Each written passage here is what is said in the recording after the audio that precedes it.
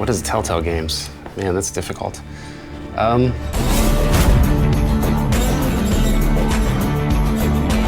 This was the thing we always dreamed of doing. We just chose the 4 things that people had given up on: digital distribution, episodic gaming, licensed gaming, interactive narrative, and said, you know what, it can be done, and we're gonna do it.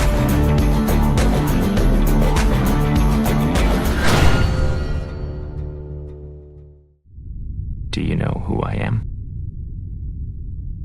No, I don't know anything about you. Telltale makes story games. Story games are more grounded in role-playing and narrative. They're very writing-driven. So our games don't have mechanics like jumping and driving and like high scores and things like that. It's more about role-playing in a narrative world. What can I do with a virtual character that isn't just blowing them up and shooting them, which is 90% of what games do? We'll be meeting a bonded city courier out on the street. Ooh, smells like a fiercely thickening plot.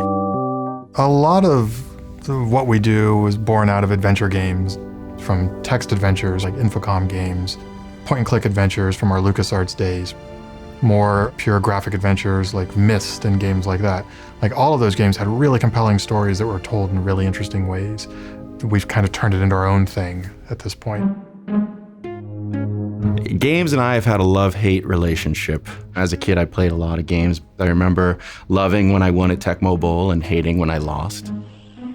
I started my career at LucasArts. In 1993, the creativity, the richness of the creativity and the ability to do anything, to do a crazy puzzle about a mummy that you paint red and put spaghetti on his head, or maybe that was you put spaghetti on the other mummy's head, but you know what I'm saying. Just the craziest time travel in a porta potty type of stuff.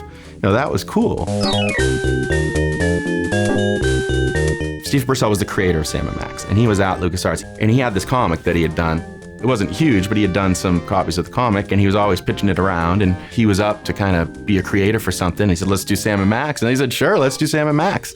Sam & Max Hit the Road was the first game. Yeah, it was like an 8-hour scripted, brain-breaking, funny experience. I guess you can go in, but be careful. Cannibals can be dangerous to your health. That was needlessly cryptic. After Sam & Max Hit the Road, I started producing on Dark Forces. So that was my first real shooter story, and probably the first time I saw the power of immersive interactive entertainment. I ended up at LucasArts. The game that I was interviewing for there was Grim Fandango, and I saw the prototype. And at that point I was like, I'll work for free, it doesn't matter, I have to work on this. This is what I will be doing. Grim was such a special game. Yeah, tourists. After we finished production on Grim, there was a new Star Wars game called Obi-Wan. I was the lead engineer on that, and Dan was the producer, and that's where we first started working together. Kevin was always very good at being able to explain kind of the layman's view, and that's not common, and I think that's where he and I developed our rapport. It really clicked. We really liked the types of problems we identified that we went to go after, and the way that we went after, and what we were able to get the teams to do.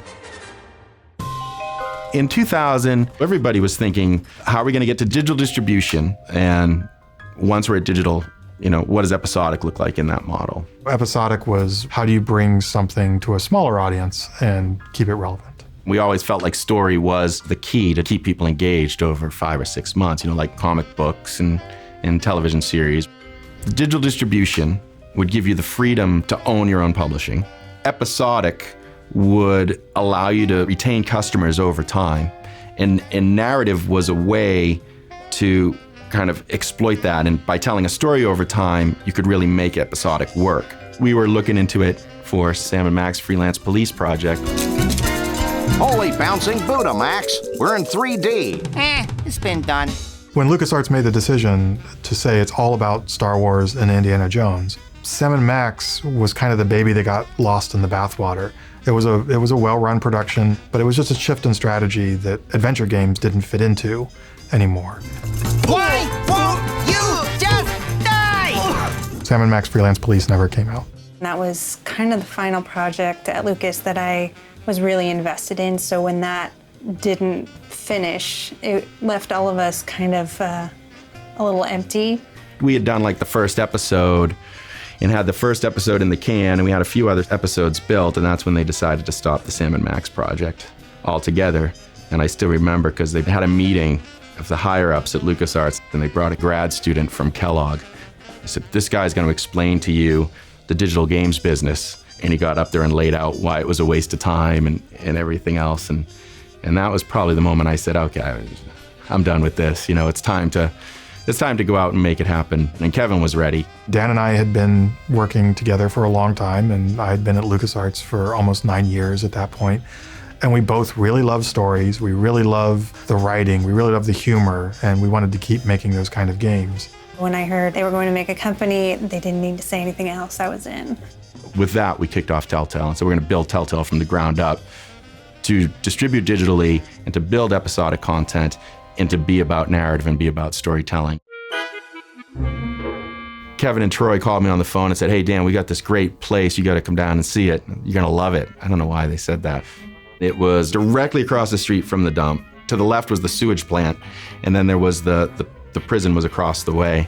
We probably went to about 13 or 14 people in that one kind of room. It was pretty funky. Despite how grungy it was exciting that we were finally in one spot working together. Telltale Texas Hold'em was our first game.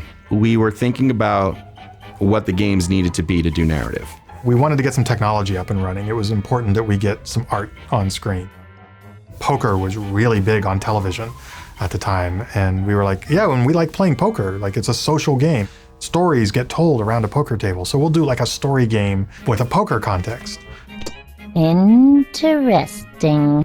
A world where the characters were tailoring their responses to what the player was doing. And the user, at the same time, can take that information back and make their decision about how they bet. Oh my. And once that was up, then we followed with Bone, I think, that April. We were big admirers of Jess Smith, the creator of Bone, and we were so apprehensive on whether or not like anybody would let us play in their worlds. Bone was going to be our first license. We were negotiating the Bone license at the same time we were negotiating the financing, and they were both contingent on each other, and they both knew, right? So, you know, from like negotiating 101, that's not the place you want to be. So I remember it was December 9th and my son was born, and December 15th was the deadline to close the license or the money went away. I had my little cell phone in my ear and I was talking to my lawyer about both deals while I was putting in tiles and the newborn was screaming in the other room, and I thought to myself, this is probably the craziest it's ever gonna get, you know? I don't even think that was true though. We cut a deal where he was gonna let us make games based off of Bone. It just felt like the skies had opened up. It was such an honor. There was this petition that came out for people who were like, save Sam and Max. And there were 30,000 people who signed up for that. If these 30,000 people want this game, we need to be able to build a game at that budget. We're going to do it, and we're going to do it the way we want to do it, not the way that Lucas wanted us to do it. It was a huge endorsement from Steve Purcell to trust us with his franchise. So then all we had to do was roll up our sleeves and figure out what the game was going to be. Quit moving around so much, bobblehead. When are we gonna get another case, Sam? Surely the local lawbreakers must miss our esoteric brand of personalized criminal justice. With Sam and Max, it was our first full 6-episode product. Like getting from episode 1 to episode 2 to episode 3, I think in the industry in like 2008, there was like 5 dead guys and Telltale. Telltale had done it and no one else had been able to. With episodic inherently, you have a jump out point after every episode. If someone is not buying the full season and they don't like the first episode of your game, they're not coming back for more. So putting that emphasis on quality so that people need to know what happens next in the story, I think that's the difference. Where we going, Sam? Let's go cruise for lawbreakers, Max. Goody! The first time I heard of Telltale Games was back in 2009 when they started releasing Tales from Monkey Island. Just spending more time with Guybrush in that world. That game absolutely drew me in. Tales of Monkey Island was really where the growth of character across episodes and being able to play with characters based on how users feel about them really came to fruition. When people finish episode 1, they tell us how they feel about everybody. And then we turn around and say, okay, well, what if we did this to them? Or what if we let you do that to them? Or would you like to say this to them? When episodic production became about live game development with user feedback, we knew we had a powerful tool to craft something over time that became more and more compelling every episode. All right, LeChuck, put down the monkey and back away from my wife. Guybrush! Elaine and Guybrush had their relationship. Elaine was Guybrush's wife from the previous 2 games, and this new character, Morgan Le Fay, was introduced, and they had kind of a romantic thing going. We'd actually created a romantic relationship gameplay experience for people. Morgan! Thanks. We had 2 huge properties that I was fans of, which were Back to the Future and Jurassic Park. Those were a step in a new direction for the company. With Back to the Future, it was, what if we pushed it more towards a cinematic side and really tried to just make the game feel like the movies, and really capturing that tone and the sense of character being kind of the main goal there. Doc! No! I'm sorry, Marty.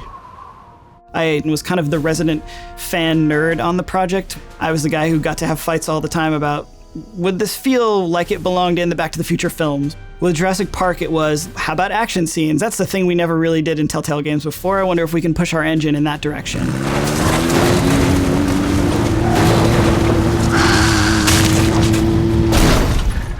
Our problem with the traditional adventure game was puzzles stopping plot progression.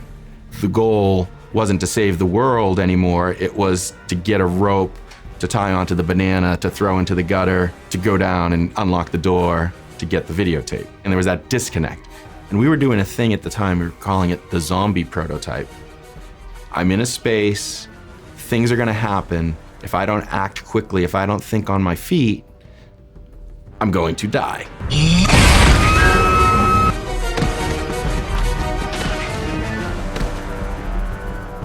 What about if you use dinosaurs instead of zombies? They would create that same sense of urgency. We tried an experiment which was removing walking, removing the ability to drive the character manually. And in doing that, we really had to rely on the character interactions and the dialogue to kind of drive the narrative forward. One of my favorite things working on Jurassic Park was the death sequences, which is morbid, but also they were just a lot of fun to make. You could die all the time. Like every 5 seconds you could die because every single QuickTime event failure had its own death sequence. My favorite scene in Jurassic is the last one. It's the T-Rex showdown, where you're running away from the T-Rex and you're running through all the shipping crates. It's such a well put together action sequence. Oh, well, I thank really you, like Mark. that. Did you do that? I wonder who worked on that. Oh my God, well, there you go. Yeah. For us at that point, it was all about testing the boundaries. We had done the slapsticky, cartoony, bubbly thing for quite some time. So even though Jurassic Park probably didn't do as well as we'd hope, I think it was absolutely necessary for the studio because it proved to us some things that we needed to know. Oh, there we go. Is that the little thing we're fighting over? There was a huge debate at the end. The original cut of it was Billy was just gonna punch the daylights out of her. And everybody was like, we can't go there. We have this a lot at work. And it's just like we pull and push with people's emotions and barriers. That one, I think, was the turning point for us maybe going too far. Sam and Max, yeah, you can make choices. But this one was really kind of a moral decision thing that we started getting into that I was like, whoa, we're going there. And that really was the transition from Telltale as kind of traditional adventure game company to dramatic storytelling company, was through those couple of years. Monkey Island, Jurassic Park, Sam and Max, Back to the Future, they were all kind of the steady march to something bigger. We didn't exactly know what that was going to be. Officer? Holy shit! the stars really aligned with The Walking Dead, where it was the right kind of game mechanic, the right moment in time, and we were ready for it. We've been working on the zombie prototype notion, which we were just looking for something like that because we really wanted that tension and that think on your feet now or you're going to die notion without making it a shooter. This was before the Walking Dead TV show had hit. It was just a comic book that we really loved. We started thinking about, okay, what's the right lead character to have? What's his situation? We were talking about why Lee had a criminal past and what Clementine represented. Clem, I need to talk to you for a second. If you're not going to go through the world and try to save your own ass, then you need something you care about more than yourself to try to save and protect. And that was Clem. Thinking about what a Walking Dead game would be, it was all about the choices, the hard choices. You need to think this through. We'll find you a doctor. It'll be okay. Let's all just... No! You basically didn't have much time to make a choice, and you had to live with the choices you made. Messy choices are certainly something that we're always talking about here in the studio, and I think with The Walking Dead, it certainly presented that idea first. It's tough decisions and tough dilemmas and things where there's no easy right or wrong answer. I'm not sure what the right thing is to do, and that morally gray scenario. Is Duck feeling all right? We had done a lot of comedy, we had done a lot of intrigue, but we hadn't done this kind of drama that would make you cry. Again, I think it's time. In episode 3, Duck is bitten and they have to take him into the woods and shoot him. You want me to? You don't have to. I'll do it. No, you don't have to. It was a really, really hard choice. And then when you go in and it actually happens, like everybody's tearing up. Every choice is a bad choice. God, I'm getting a little bit choked up just thinking about it. I don't think a video game had moved me like that before. This was the thing we always dreamed of doing, and we were absolutely terrified that nobody would like it. Because we were branching off into this whole new territory of Telltale, I think a lot of us were a little unsure how it would go over. If Walking Dead wasn't going to work, there were some people at Telltale that weren't sure if Telltale would maybe go on.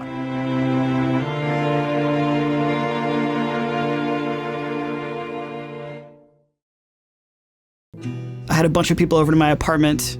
It was more about the experience. Like, we were all just really happy that it even got nominated, watching the actual award ceremony. I was filming it, and then all of a sudden they were like, oh, and Game of the Year goes to, and I was kind of about to stop recording. The room just erupted with emotion, and we all were super proud and just screaming and drinking for the rest of the night. We had no expectations of winning. We were just like, I can't believe we got invited to this thing. It made all the long hours and difficult conversations worth it. There was a lot of blood, sweat, and tears in that game. Just want to thank everybody at Telltale for all the hard work that they did making this happen. It validates the effort in a lot of ways. When we talked about digital distribution, people were like, it can't be done. When we talked about episodic gaming, it couldn't be done. We talked about licensed gaming, they were dead. When we talked about interactive narrative, it couldn't be done. So basically, we just chose the 4 things that people had given up on and said, you know what, it can be done, and we're gonna do it.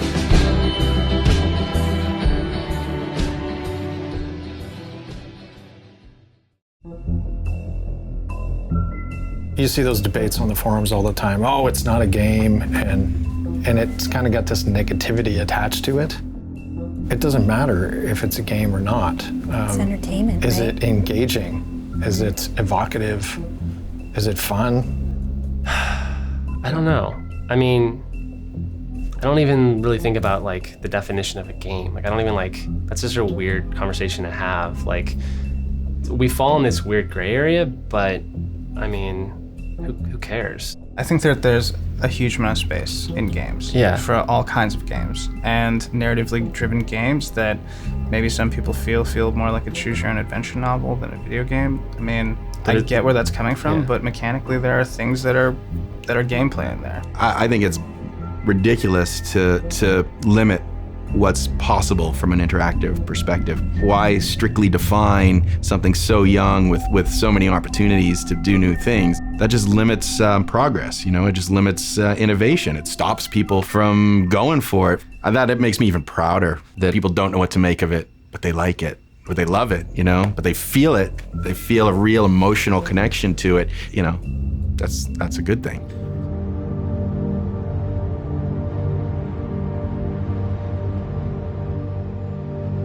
We talk a lot about The Walking Dead and how important it was for the studio, and it certainly was. Probably even more important for us was The Wolf Among Us. It really proved to our fans and proved to the industry that The Walking Dead wasn't, this kind of fluke. It wasn't this thing that just happened and only applied to that universe. Bigby Wolf's talking to Faith. You just have that moment with her as she leans in and she tells you, "You're not as bad as everyone says you are." She walks away into the night, and it just sets that tone so perfectly for what that series was really going to be about and the mystery surrounding it. The Wolf Among Us is, I think, one of the best things we've ever made. The thing I love about it is the character you play, Bigby Wolf. You play as a character who is all-powerful. He is basically like a Superman. One of the things in the games industry was a Superman game is impossible to make, because if you're the Man of Steel and you can do anything you want, there's no conflict, right? You just win at everything you do. We were able to look at Bigby and say, he has the discretion. He can rip anybody's arm off anytime he wants. He can win pretty much any fight. And that is his burden. If he goes crazy and kind of woofs out, he scares people. If you can choose how strong you're going to come on, like whether you're going to, get all, I'm the sheriff, and, be kind of antagonistic, or, be more gentle with them. The best experience in Wolf Among Us is when you're trying to be the good Bigby, you're trying to prevent the wolf inside from coming out, but someone just does something to the point where you just have to smack them or rip their arm off. And then you regret it.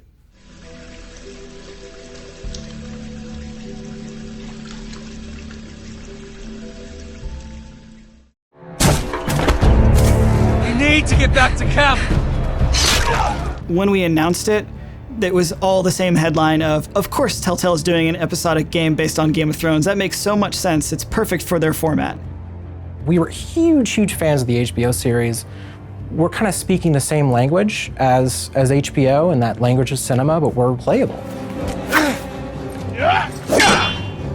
The pressure's leading into that game where everyone thinks this is going to be the best thing ever. How do we try to make something that people are satisfied with? Game of Thrones had the elements we wanted. Interacting with characters in ways where there's high stakes, that's fertile ground. Obviously, it's a giant universe, and there's a million stories you can tell. The hardest thing was just finding where to start.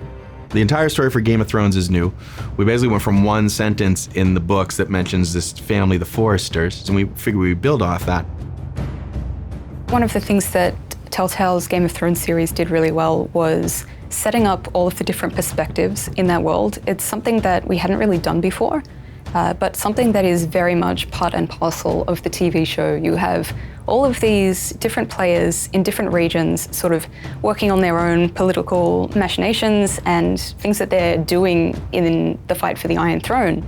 It was definitely a challenge, but I think they pulled it off.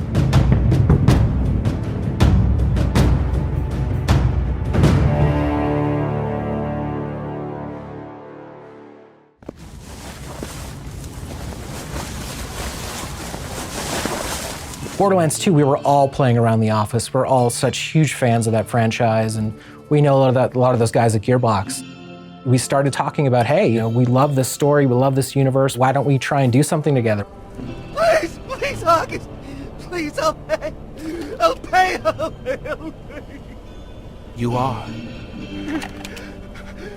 Getting to work with them and kind of experience that universe in our sort of language of playable cinema was just this incredible opportunity. Borderlands has offered us a level of creativity that we really haven't had in other franchises as much, because it's not like they're doing a movie where they've fleshed out a lot of intimate story details. They've got big ideas and big notions and colorful characters, but we can create the details and then feed them back into the world. The Walking Dead, The Wolf Among Us, Game of Thrones, they all have, very dark themes in them. Borderlands is just a whole lot of fun. Tales from the Borderlands sort of took what we saw in The Walking Dead and helped establish Telltale as this more multi-genre studio, and I'm just as proud as that as I have been of anything else we've done since.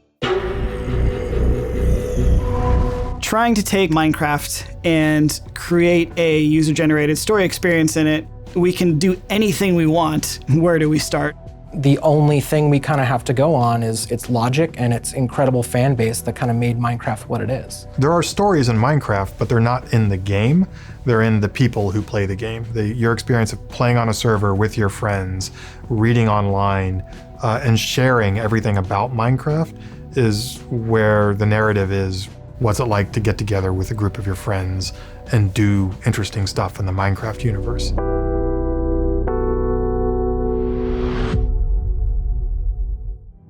Advice I would give to someone who wants to get into the video game industry is wear your passion, let it show. At the end of the day, everyone has a resume or has a reason they want to be in it, but the people that really stand out are the ones who just go out there and just make tests. Some people make just demo levels, and just seeing something that someone's made, you know that they have that commitment where they took the time to learn a tool set.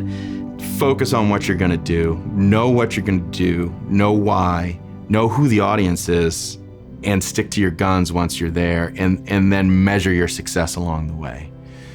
Don't ever build something and assume an audience is gonna like it because you've built something so cool. Don't go with the build it and they shall come model, because that might work 1 in a million, but that means that fails 999,000 times. The bigger you get, the more messy it gets. We're getting a lot bigger. We've had to create a lot more structure for that need. Telltale's over 10 years old now, and then we worked together before at LucasArts. I think we started in 99. Yeah. It's about 16 years. Yeah, every day. That's a healthy marriage. When we started this, it was just the two of us. And we had a lot of hopes and ambitions on what might it become. And I think it exceeded all of those day one dreams of maybe this might work. We're not an ambitious, starry-eyed startup anymore. We're like a 300-person studio with these amazing partners. What do you do with that? Imagine you got your band going and you're playing at the club, and everybody there is a friend, and then all of a sudden one day there's 50 other people there that you've never met before, right? It's a weird feeling. They came from this adventure game model, took it into something super unique, and now you see other companies starting to replicate that a little bit. I want to see Telltale doing the next thing in scripted entertainment. We always joke that the My Dinner with Andre game is sort of the future Telltale property we're trying to go to, where it's really just all about the story and the characters. Really subtle drama. How do we really texture that so it feels like a conversation you would have in real life? I think for the future, I just want to see us getting back to independent titles again. That was part of our bread and butter, and that would be really fun. When we do the independent stuff, it really is just a sense of freedom to do kind of whatever the hell we want to do. And it'd be good to get back to that one day, I think. People are already consuming media in a very different way than they did 10 years ago. And that's got to keep expanding. And all these pieces, movies, films, games, books, are all coming together into a single place. I'm coming from the sort of cable cutting generation of people who are just, looking for digital content and looking for content that kind of finds me. And I think Telltale's certainly well positioned for that. We built Telltale with the ability to iterate and adapt. These are the skills you need to succeed when the whole ecosystem is upheaving. So I give us a good chance of coming out of the other end of the upheaval in a good place, and hopefully redefining a lot of what people expect from entertainment, especially in the marriage of interactivity and narrative.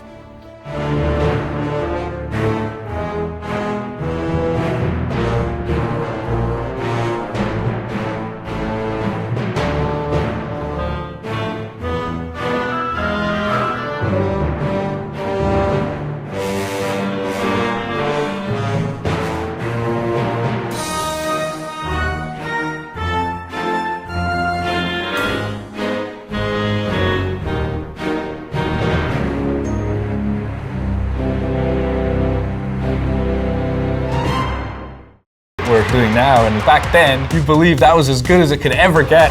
Hotline Miami is a striking blend of fast ultra-violence.